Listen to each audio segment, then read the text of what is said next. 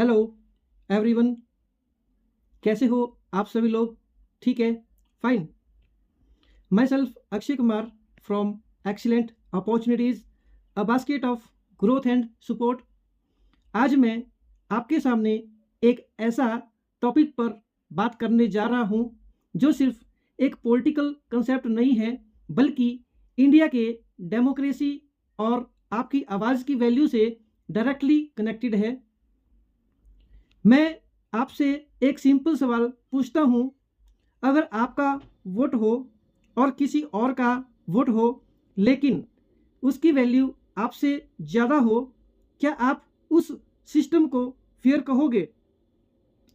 अगर आपको ऐसे रियल टॉपिक्स समझना है जो आपकी लाइफ और फ्यूचर को इम्पैक्ट करते हैं, तो इस चैनल को सब्सक्राइब ज़रूर करना, क्योंकि यहाँ सिर्फ इंफॉर्मेशन नहीं बल्कि रियल अवेयरनेस मिलती है। तो आज हम बात करने वाले हैं डेलिमिशन के बारे में। डेलिमिशन का मतलब होता है इलेक्टोरल कॉन्स्टिट्यूएंसीज की बाउंड्रीज को रीड्रॉ करना बेस्ड ऑन पॉपुलेशन। सिंपल शब्दों में अगर हम कहें, जहां पॉपुलेशन ज़्यादा वहां रिप्रेजेंटेशन भी ज़्यादा होना चाहिए। 1 person 1 vote but equal value भी जरूरी है। इंडिया में 1976 से एक फ्रीज लगा हुआ है, सीट्स का डिस्ट्रीब्यूशन चेंज नहीं हुआ और ये फ्रीज 2026 में एंड होने वाला है। मतलब एक बड़ा चेंज आने वाला है। अगर आपको ऐसे जेन्युइन, फैक्चुअल और रियल टॉपिक्स चाहिए बिना किसी फेक इंफॉर्मेशन के, सब्सक्राइब करके कनेक्टेड रहो, क्योंकि यहाँ सिर्फ ट्रुथ मिलेगा। और जो एग्जामिनेशन की प्रिपरेशन कर रहे हैं, यूपीएससी सिविल सर्विस का, जुडिशरी एग्जामिनेशन का, उनके मेज एग्जामिनेशन पॉइंट ऑफ व्यू से भी बहुत ही इम्पोर्टेंट होने वाला है। तो आप लोग इस वीडियो को एंड तक ज़रूर देखें। 2026 की बात हम अगर करते हैं तो सीट चेंज हो सकती है, पॉलिटिकल पावर शिफ्ट हो सकता है, न्यू कॉन्स्टिट्यूएंसीज बन सकती है, इंडिया का पॉलिटिकल बैलेंस चेंज हो सकता है।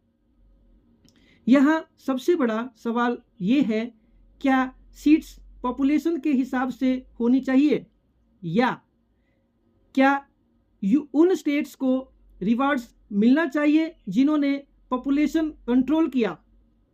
ये सिर्फ पॉलिसी नहीं, ये फेयरनेस, डिसिप्लिन का क्लैश है।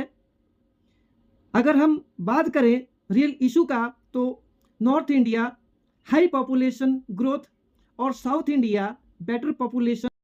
अगर डेलिमिशन होता है, नॉर्थ को ज़्यादा सीट्स मिल सकती है, साउथ का इन्फ्लुएंस कंपैरेटिवली कम हो सकता है।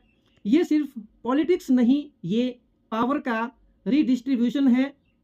सोचिए, अगर आपने डिसिप्लिन फॉलो किया और फिर भी आपको लॉस हो, क्या आप उस सिस्टम को एक्सेप्ट करोगे? यहीं से कॉन्फ्लिक्ट, डिबेट और डिससेटिस्फैक्शन स्टार्ट होती है। Equal representation, fair democracy, updated system, population reality reflect करना, डेमोक्रेसी इवॉल्व होती है, स्टैटिक नहीं रहती। डेलिमिशन 2026 इजी नहीं होगा। Political resistance, regional imbalance, emotional reaction, government को स्मार्ट और बैलेंस डिसीजन लेना पड़ेगा। एक्सपर्ट के अकॉर्डिंग लोकसभा सीट्स इंक्रीज हो सकती है, रीडिस्ट्रीब्यूशन हो सकता है, हाइब्रिड मॉडल आ सकता है। फाइनल डिसीजन इंडिया के फ्यूचर को डिफाइन करेगा। अब एक इम्पॉर्टेंट बात है, ये टॉपिक सिर्फ पॉलिटिशियन के लिए नहीं है, ये सवाल है आपके लिए। आपका वोट, आपकी अवेयरनेस, आपकी अंडरस्टैंडिंग सब मैटर करता है। अगर आप ऐसे ही रियल, पावरफुल और कैरियर चेंजिंग कंटेंट देखना चाहते हो, अभी सब्सक्राइब करो, क्योंकि ये चैनल उन लोगों के लिए है जो सीरियस है अपनी ग्रोथ के लिए, ग्रोथ को लेकर, जो रियलिटी समझना चाहते हैं, इल्यूजन नहीं। मैं अपनी बात एक लाइन के साथ ख़त्म करना चाहूँगा। डेमोक्रेसी सिर्फ वोट देने का हक नहीं है, बल्कि हर वोट की इक्वल वैल्यू होना भी ज़रूरी है। डेलीवेशन बिल 2026 सिर्फ एक टॉपिक नहीं, ये इंडिया की डेमोक्रेसी का टेस्ट है। अगर आप ग्रोथ चाहते हो, क्लियरिटी चाहते हो और रियल अपॉर्चुनिटी चाहते हो तो ये चैनल आपके लिए है। सब्सक्राइब करो और अपनी जर्नी स्टार्ट करो। Thank you. Stay aware, stay informed, stay powerful.